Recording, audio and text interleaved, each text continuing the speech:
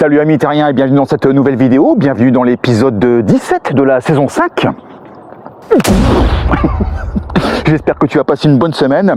Bon, pour nous, ça y est, la dernière ligne droite, il nous reste plus que quelques heures maintenant pour partir en road trip et donc préparer le camping-car.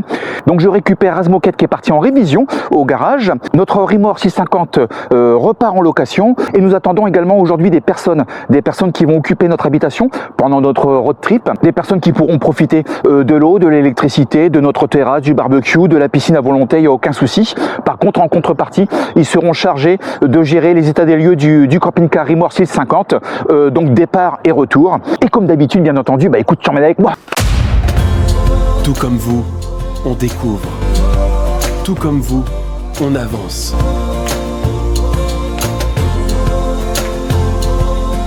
Nous, c'est la famille Lefebvre. Avec nos 3 enfants, suivez-nous et découvrez la vie de famille à bord de notre camping-car.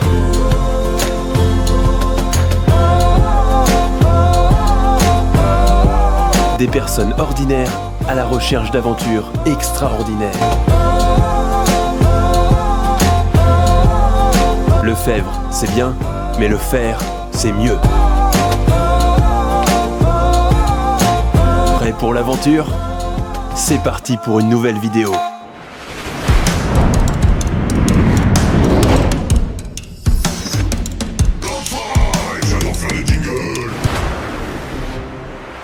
Donc voilà, l'entretien de Razmoket, l'entretien annuel a été réalisé. Alors ils m'ont fait quoi? Ils m'ont fait la vidange complète, opération système d'entretien, remplissage filtre à huile, filtre à pollen, filtre à gasoil, liquide lave-glace, du Ineo First, je sais pas ce que c'est que ça, enfin bref, voilà. Vérification châssis, contrôle des plaquettes, etc. etc. Enfin bref, la totale. Donc tout est ok, tout est parfaitement ok. C'est ce qu'ils appellent la vérification générale avant road trip. Donc ça c'est bon. Ah oui, bah le prix, peut-être que ça t'intéresse quand même.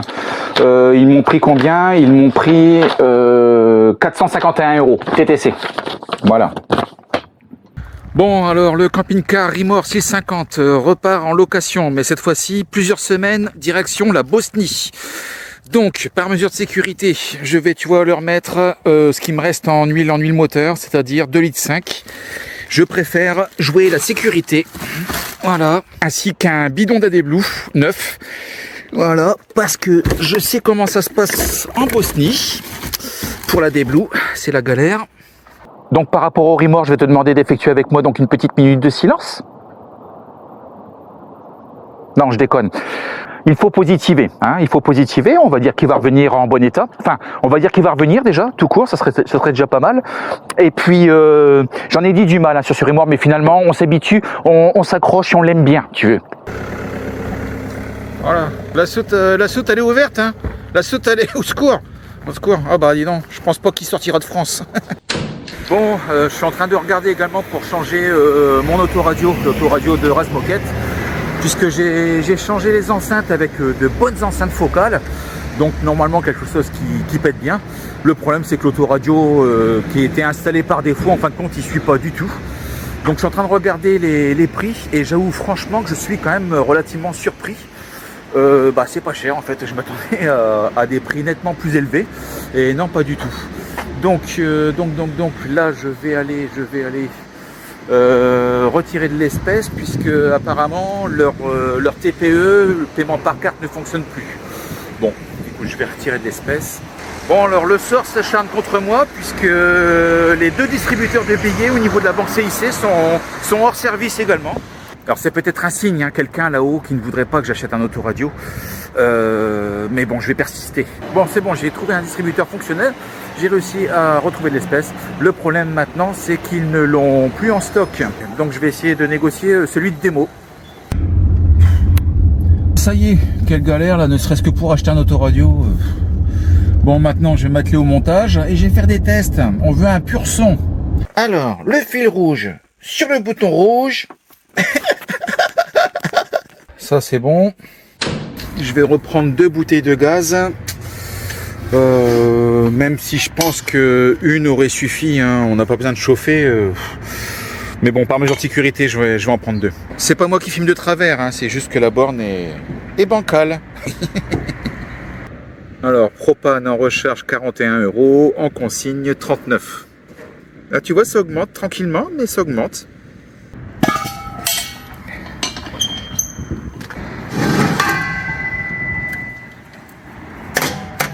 Encore un coût de 82 € pour 2 bouteilles de gaz, je suis dégoûté.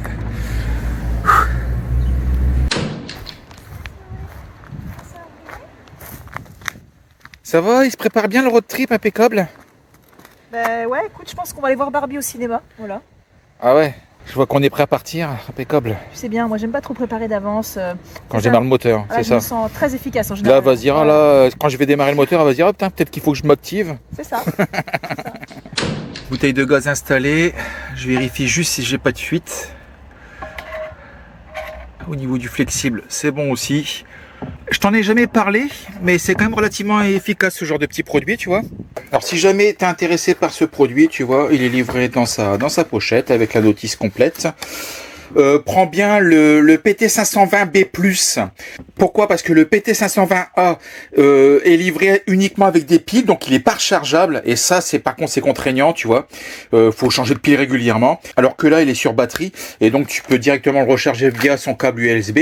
Et pourquoi est-ce que je te recommande le 520B+? B+, parce que c'est la version professionnelle. Alors tu as un affichage 4 chiffres en fin de compte sur la version 520B+, en plus de la jauge. La jauge qui à mon sens n'est pas assez précise, alors que là tu as une précision vraiment très affinée. Voilà pour ça. Tu vois, c'est un flexible que tu as là. Donc tu n'as plus qu'à allumer ton appareil. Et il va falloir t'attendre 30 secondes, le temps qu'il fasse son calibrage, sa mise en route. Voilà, donc là la mise en route est effectuée. Maintenant je vais pouvoir par exemple lui demander la température. Il fait 28 degrés, dans le camping-car, 2 même.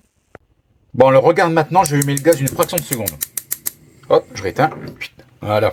Donc maintenant, je vais pouvoir mettre la sonde, par exemple, à proximité. Tu vois, là, il me détecte une fuite de gaz.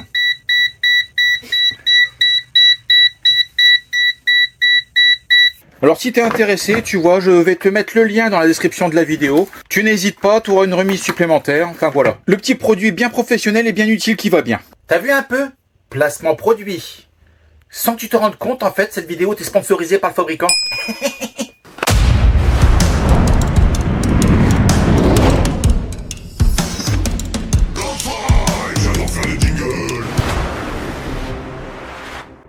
Alors maintenant, j'aimerais te parler du poids du camping-car. Ça, c'est quelque chose qui m'intéresse. Alors bon, si tu es camping-cariste, tu connais déjà les problématiques de poids vide, de PTAC, etc. Si tu ne l'es pas, je vais t'expliquer rapidement. Bon, déjà, sur ta carte grise, tu as une ligne qui s'appelle G1. G1, sur le certificat d'immatriculation, donc la carte grise, et le poids du véhicule vide en sortie de chaîne de montage.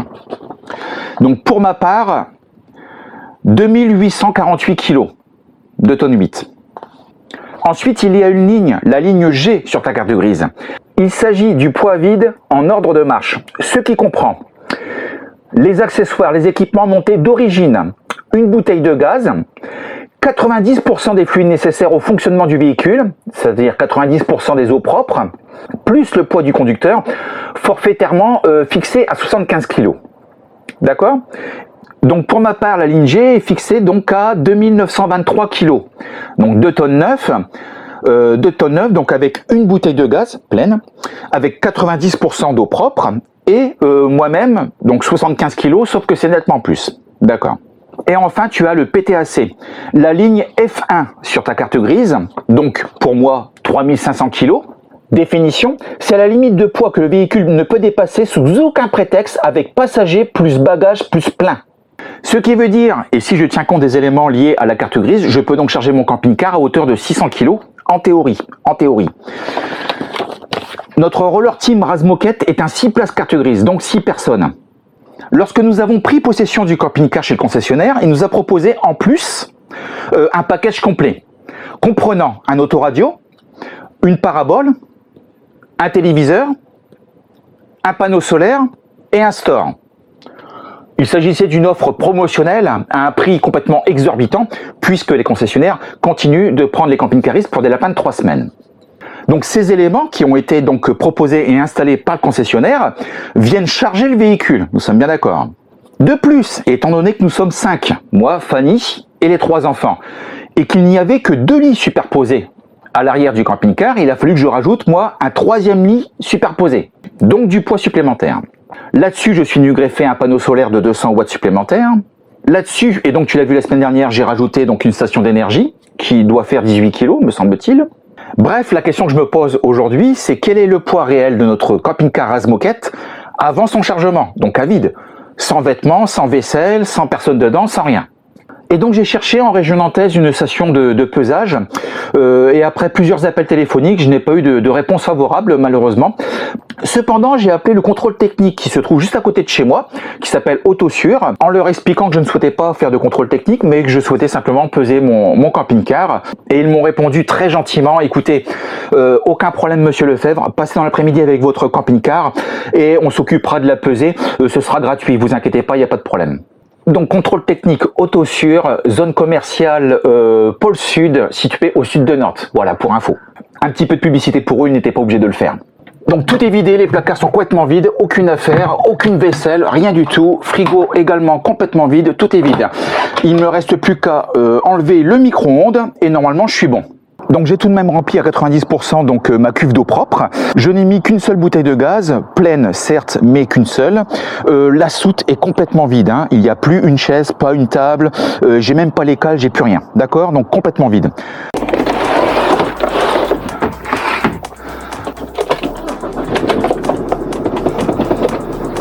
De quoi? Non, je vais peser Razmoquette. Mais si, c'est important. J'en ai pas pour longtemps. Pendant ce temps-là, tu me fais couler un bain, s'il te plaît?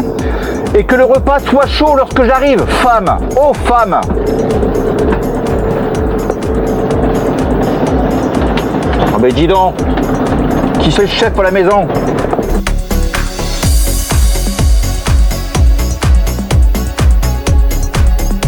Petite précision tout de même, information importante, c'est que j'ai le plein du véhicule, hein, j'ai le plein de carburant.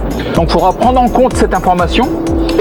Bon alors tu imagines bien que si j'entreprends ce genre de démarche, c'est parce que je connais très bien le résultat. Je sais très bien qu'une grosse partie des camping-cars, bien entendu, que tu croises sur la route, sont en surcharge. Et nous, ça sera le cas aussi, c'est une certitude. Mais bon, autant le vérifier.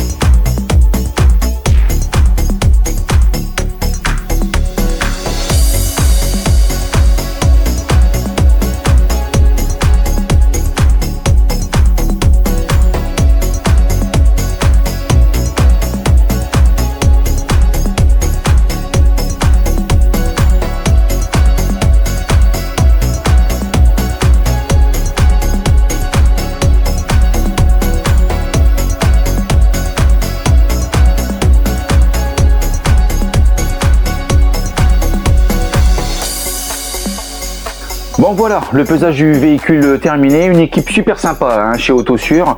Ils en ont profité également pour me contrôler les amortisseurs, la pression des pneus, l'équilibrage.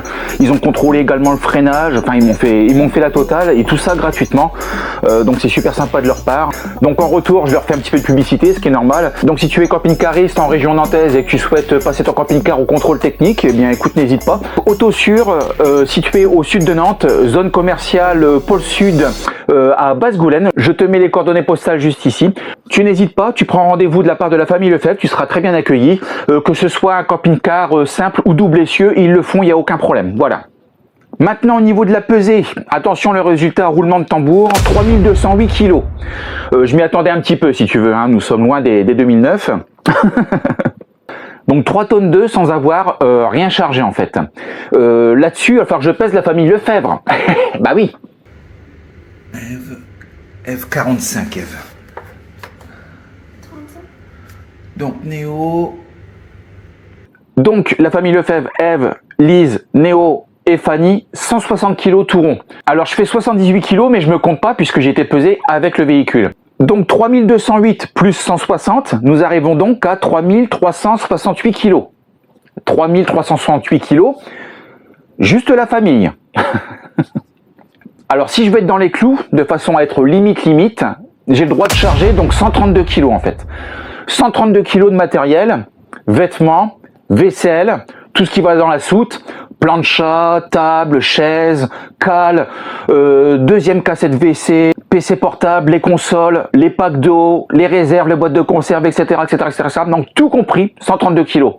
Autant dire que c'est pas jouable, c'est impossible. Ou alors on ne vit que d'amour et d'eau fraîche. Et encore, l'eau n'est même pas potable dans le camping-car. Il me paraît évident que l'on sera en surcharge. Alors pas de beaucoup si tu veux, mais on sera quand même en surcharge. C'est une évidence, même si on a une tolérance de 5%, ça risque d'être limite. C'est bon, c'est prêt aux femmes? Oui, c'est prêt, aux hommes.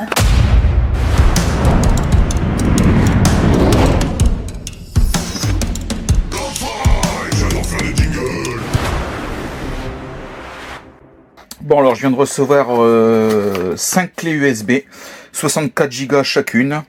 Eve, Lise, Néo, Fanny, Romuald. Clé USB avec 2 connectiques de chaque côté, micro USB ici et USB standard de ce côté-là, c'est-à-dire que ça fonctionne sur PC, sur tablette, sur Switch. Je vais les étiqueter et chacun sera responsable de sa clé. Donc voilà, Fanny part avec son petit sac à main, tu vois, très élégant, très tendance. Et en fait, il s'agit des plaques de désensablage de la Team Ouvinet. Bon alors direction chez le coiffeur, tu vois, avec les enfants, hein, l'idée c'est d'être beau.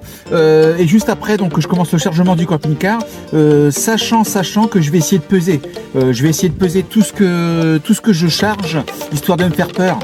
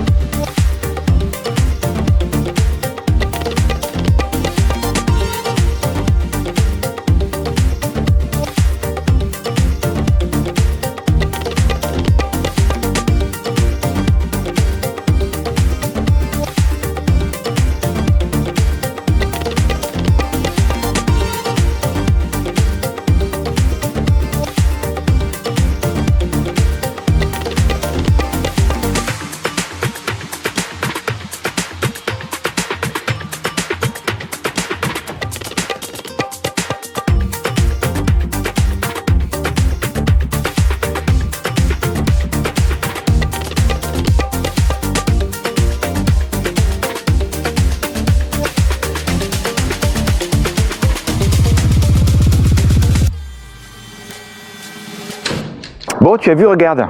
Oh, il est beau Coco, il est beau. Alors juste une petite information et à titre informatif, le couple qui va venir donc gérer notre maison et qui va s'occuper donc du départ et du retour de notre camping-car Rimor 650 pour les semaines à venir. Il faut savoir que la dame est une ancienne inspectrice d'hygiène, donc elle travaillait pour de grands hôtels avant de penser à sa reconversion. Donc autant te dire que ça va être carré. Donc je m'adresse à toi, locataire actuel de notre camping-car et aux futurs locataires également. Je te recommande vivement de ramener notre camping-car dans un état irréprochable. Alors je ne sais pas si tu as vu Monsieur Cheval dans le film Le Dîner de Con. Il y avait un bibelot. Ça se voit, la poussière autour. Je l'avais dit, c'est un formidable professionnel. Eh bien écoute, je pense que ça va être pire. Oh, plus de caution. Bon voilà, Fanny s'est chargée de tout expliquer et de former les personnes en charge du gardiennage au niveau de notre domicile. On a d'ailleurs créé une vidéo qu'on a mis en privé qui explique tout au niveau de l'état des lieux du camping-car Rimor.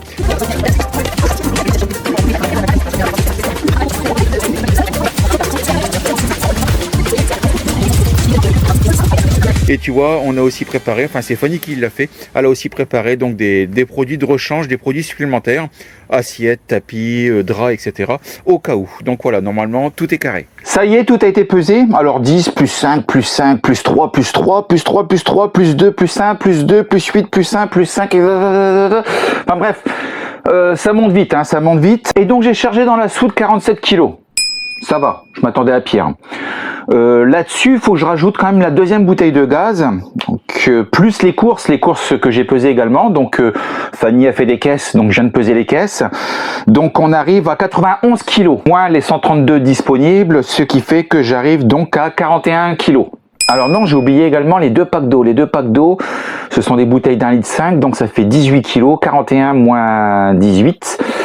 Ça nous fait donc 23 kg. Il nous reste donc 23 kg de disponibles pour charger donc nos vêtements. Mais en fait, c'est moins pire que ce que je croyais. Nous sommes limite, mais logiquement, ça devrait passer. Ça, c'est une bonne nouvelle.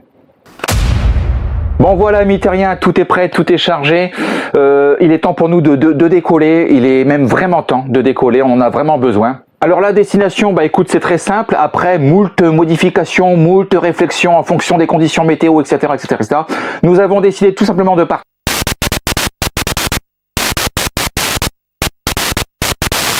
Donc voilà, t'as vu, c'est complètement incroyable, c'est complètement fou. Et oui, on va quand même se le tenter. C'est une destination complètement incroyable. C'est même une première, je pense, dans le monde du camping-car. Écoute, n'oublie pas de t'abonner, surtout en appuyant sur le bouton rouge. Et puis je te dis à dimanche prochain pour suivre nos aventures. Allez, ciao! Just take my hand and fly up through the dreams where the skies are so clear. With you, I wanna stay with you. With you, I love the way that you love me today. Let's run up through the fields where the sun shines and heals. With you, I wanna stay with you. It's been so cold.